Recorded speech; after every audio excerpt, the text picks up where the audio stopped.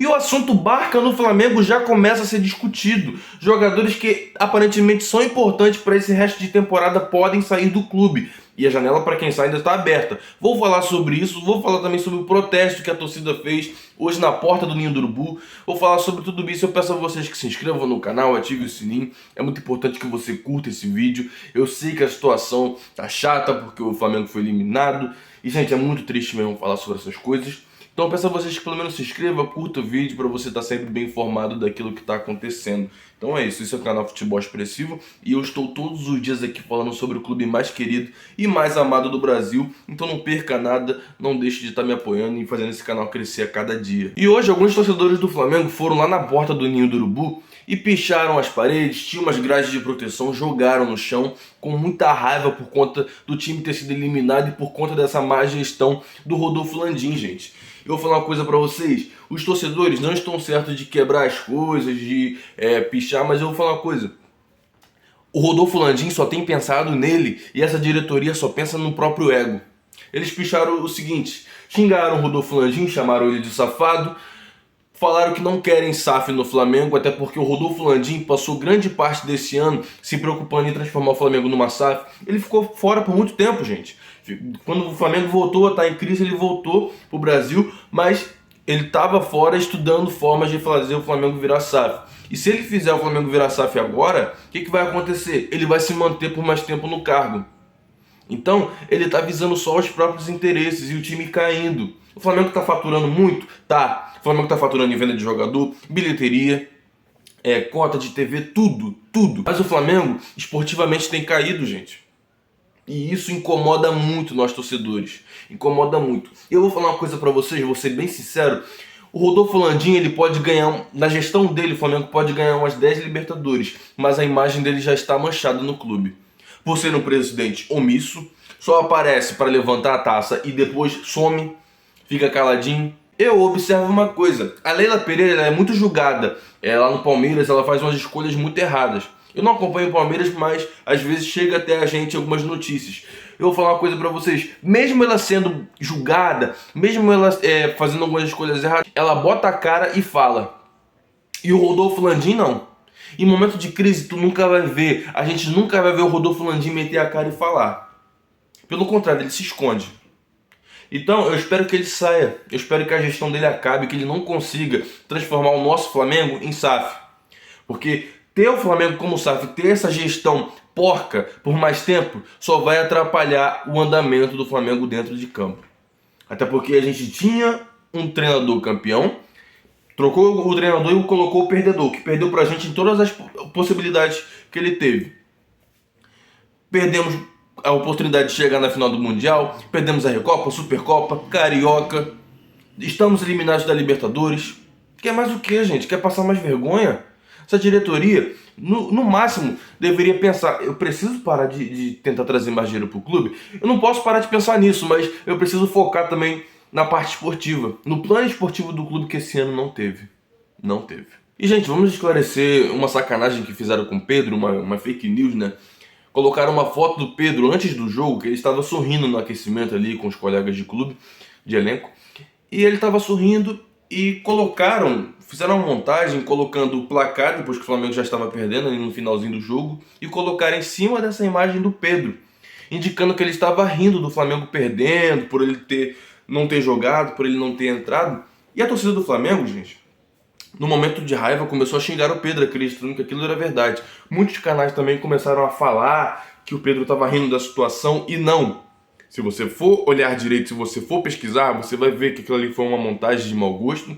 E, gente, num momento ruim, o que mais vai acontecer é antes querendo fazer montagem, querendo fazer um monte de coisas para poder plantar um clima horrível, ou até torcedores do Flamengo, torcedores, né? Querendo fazer essas coisas. Então o Pedro não fez isso. O Pedro não estava de sorriso, de boca aberta no momento triste do Flamengo. O Flamengo foi eliminado. O Pedro não fez isso. Então é para esclarecer aqui, porque eu acho uma sacanagem. É uma sacanagem muito grande você fazer isso com um torcedor, não com um jogador ali que ele... Pô, o Pedro, eu sei que ele tem os erros dele, mas ele não faria isso com o Flamengo, até porque o Pedro, ele é flamenguista, gente. Não sei se vocês sabem. A Conmebol vai investigar o Gabigol e possivelmente vai multar o Flamengo ou o Gabigol por conta das falas dele contra a arbitragem no final do jogo, depois que o Flamengo foi eliminado. Eu vou falar uma coisa pra vocês, gente, não é segredo que a arbitragem da Conmebol sul-americana é horrível, horrível. Nas oitavas de final errou pra caramba, errou muito. Mas não cabia o Gabigol, no final do jogo, falar de arbitragem, porque ficou na cara que ele queria transferir a responsabilidade dos jogadores, do treinador, do clube para a arbitragem, como se a arbitragem tivesse prejudicado, tivesse feito o Flamengo jogar mal. Isso pegou mal, gente. Torcedores do Flamengo, nós torcedores, olhou para essa postura do Gabigol e pensou: não, tu não tá falando isso, cara. Tu não tá falando. O que o Gabigol tinha que ter feito quando acabou o jogo? Ter parado, respirado, já que ele tinha que ter dado entrevista ali, ele deveria ter falado: o Flamengo não jogou nada, nada do que a gente tentou deu certo, a gente não jogou bem, e se a gente foi eliminado foi por culpa nossa. Ah, mas teve arbitragem, teve não sei o que. Arbitragem, a gente sabe que é isso, a gente já tá acostumado. A gente sabe que o roubo sempre acontece. Um monte de coisa, erra pro outro lado, erra pra gente, erra pra tudo quanto é lado. Mas o Gabigol deveria ter feito isso, assumido o erro. A gente errou, a gente jogou mal e a gente mereceu ser eliminado pela vergonha que a gente fez dentro de campo.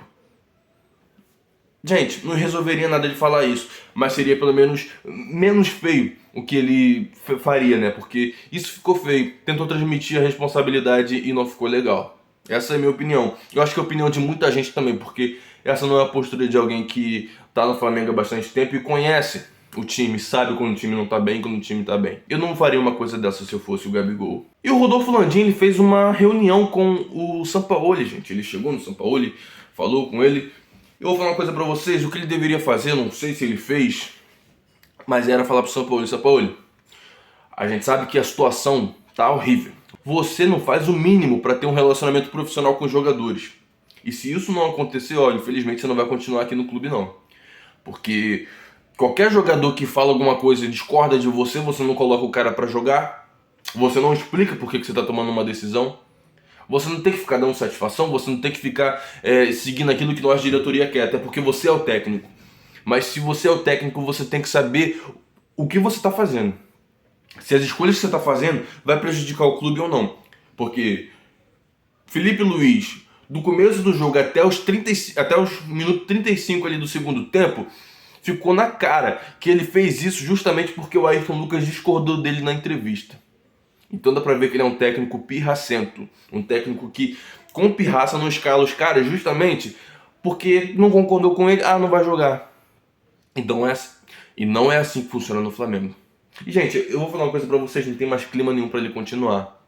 Mas vai fazer o quê? Vai mandar o cara embora? Vai contratar o Rogério Ceni? Pra fazer o quê? O Rogério Ceni também vem no Flamengo, não foi bem. E o time era melhor, o time era mais completo com o Rogério Ceni.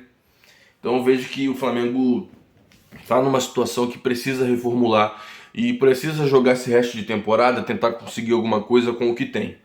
Porque teve janela e o Flamengo não aproveitou. E no Flamengo, gente, já se discute a possibilidade de uma barca, de liberar o jogador. Liberar não, uma barca que traria muito dinheiro pro Flamengo. Vender o jogador no valor de mercado mesmo e o Flamengo conseguir ali um dinheiro. Até porque a janela ainda está aberta para jogadores que vão sair. Então o Flamengo ainda pode vender jogador, pode negociar. E tem uma proposta na mesa pelo Ayrton Lucas de 100 milhões de reais.